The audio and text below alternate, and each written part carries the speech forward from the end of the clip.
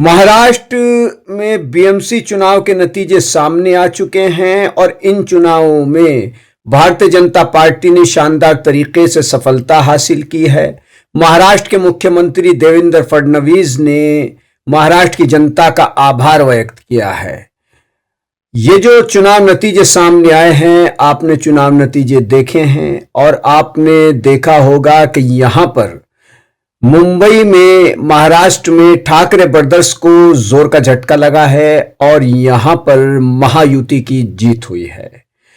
इस चुनाव में असदुद्दीन ओवैसी ने समाजवादी पार्टी के वोट बैंक में सेंधमारी की है। जी हां, क्योंकि आप इन चुनाव नतीजों पर यदि गंभीरता से नजर डालें तो पता चलता है कि एमआईएम के अध्यक्ष और लोकसभा सांसद असदुद्दीन ओवैसी, जिनकी ऑल इंडिया मजलिस इत्तेहादुल मुस्लिमीन यानी एमआईएम के नाम से एक पार्टी है, और महाराष्ट्र में वो पहले भी चुनावी मैदान में अपने प्रत्याशी उतार चुके हैं, तो इस बार महाराष्ट्र में बीएमसी चुनाव हुआ और बीएमसी चुनाव में असदुद्दीन ओवैसी ने, अगर गंभीरता से ध्यान दिया जाए तो सबसे बड़ा अगर किसी को नुकसान पहुंचा है तो वो समाजवादी पार्टी को पहुंचा है।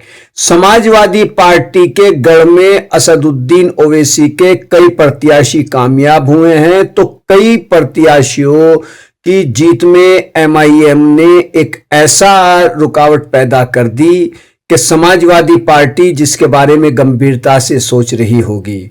अब एमआईएम ने यानी असदुद्दीन ओवैसी की पार्टी ने महाराष्ट्र बीएमसी चुनाव में, जो कि एक तरीके से कमाल ही कहा जाएगा, वो कमाल किया है, जिसके बाद असदुद्दीन ओवैसी से लेकर महाराष्ट्र के जो नेता हैं एमआईएम के, उनमें भी खुशी का माहौल है और उन्होंने खुशी का इजहार किया है।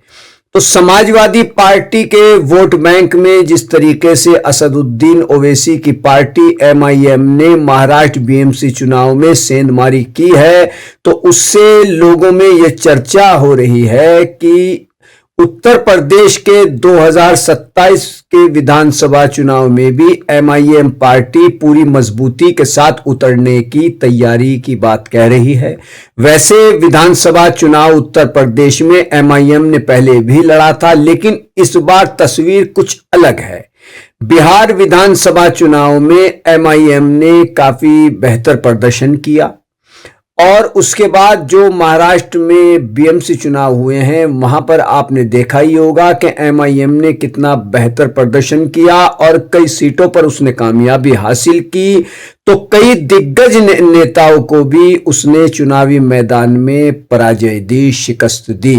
खास तौर से समाजवादी पार्टी का जिक्र इसलिए हो रहा है क्योंकि समाजवादी पार्टी का जो वोट है वही अधिकतर वोट असदुद्दीन ओवैसी की पार्टी एमआईएम की झोली में गया है। तो ऐसे में क्या आगामी विधानसभा चुनाव जो कि उत्तर प्रदेश में होगा 2027 में, उसमें क्या एमआईएम के चुनावी मैदान में उतरने से समाजवादी पार्टी पर कोई फर्क पड़ेगा? ये आने वाला वक्त ही बताएगा, लेकिन इतना जरूर है कि अब चर्चाएं तेज हो चली हैं। ये भी चर्चा तेज हो चली है कि पहले असदुद्दीन ओवैसी को कुछ राजनीतिक पार्टियां गठबंधन का हिस्सा बनाने से इनकार कर देती थी, लेकिन शायद अब उत्तर प्रदेश में किसी राजनीतिक पार्टी से असदुद्दीन ओवैसी की पार्टी एमआईएम का गठबंधन भी हो सकता है। हालांकि कुछ भी कहना जल्दबाजी होगी। तो कीजिए मानव जगत लाइव को सब्सक्राइब। धन्यवाद।